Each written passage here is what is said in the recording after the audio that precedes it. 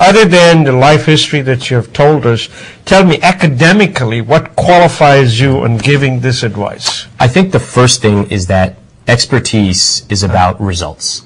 Yeah. It's not about, how fancy words, what fancy words you can use, or even degrees. In fact, in chapter 6, the whole chapter, I tear down this myth of financial expertise, where these guys in New York who wear fancy suits, they're supposedly experts, but they can't even beat the market. They fail to beat it 70% of the time.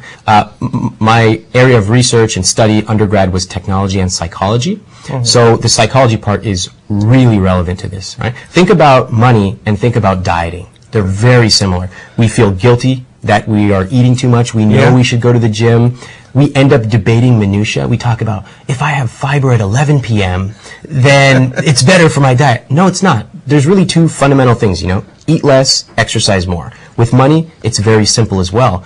But what we do, you'll notice is, people complain about President Obama, bailout policy. Mm-hmm. We love to complain. That stuff has very little to do with our personal finances. The next time you hear somebody complaining, just think in your head, really? Have you actually optimized your 401k? Have you set up automated money? Or are you just complaining about something that you can't control? Children are not being educated in handling the money. Neither are right in college either. Do you have a plan to push that arena? Yeah, absolutely. That's something that I want to do. First is just going direct to people. And then next year, I'm really looking at getting into the education side. In the book, I spend a few pages blaming everybody. It's one of my favorite parts because, you blame the education system. They don't teach us this. Government, in fact, they incent us to do the wrong things often. Private companies just try to scam us. And then us, this is the most important. We don't take the responsibility to go learn. I mean, a lot of this stuff is online and it's free. Uh-huh. But we don't want to do it, right? It's overwhelming. We're lazy. There's all these reasons. So what I would say is the most important thing, don't hope that some education policy is going to affect you, because it's not. For the next 10 years, I guarantee that. Take control of your own money, and it's easy to complain nowadays, but you can actually do a lot, even if you earn a small income. Give me two fun stories that you know where people came to you with some problems and you resolved it for them. Actually, this just happened yesterday. So, guy writes me this long email saying that his name is Ryan. He lost his job a few months ago. Fortunately, he had saved up a year's worth of emergency funds. And he's getting very frustrated because in the city he lives, which is in the middle of America, he can't get a job. He's a Java programmer. And he writes me this long email. And I just cut to the core. I said, well, what are you doing to fix it? And he said, well, I'm talking to recruiters. I'm talking to this and that. The bottom line, what I told him was, stop depending on recruiters, okay?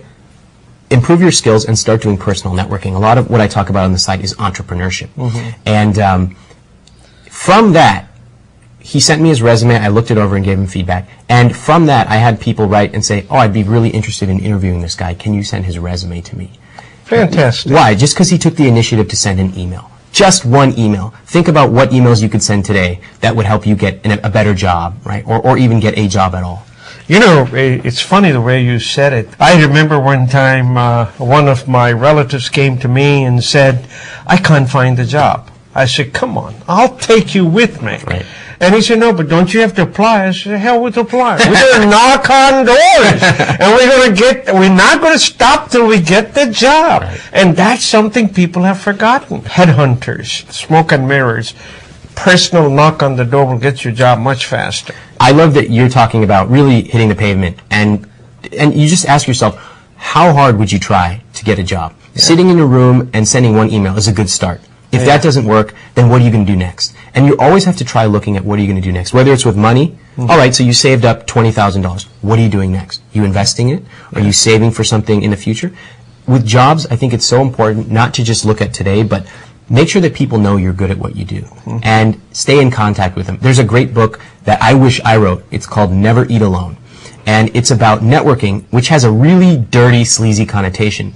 But networking, when you do it right, is about helping other people. You add value to them, help people get jobs. And one day, maybe if you need something, they'll certainly help you. That's absolutely true. And I want to thank you for coming into our studios. If there's any advice before you leave, that's your camera, center of the lens. Tell them why should they buy your book? What are they going to get out of it? I think you have to ask yourself, we always worry about money. We are not sure what we should do. Look at your own experience over the last 1 or 2 years. Have you been making the amount of money you want? Have you been automating your money so that you can focus on the important things? If not, give it a shot. Try, even just look at the blog for free and say, does this guy have something that would help me? And I think if it does, then in 6 weeks you can get your money automatically handled for you.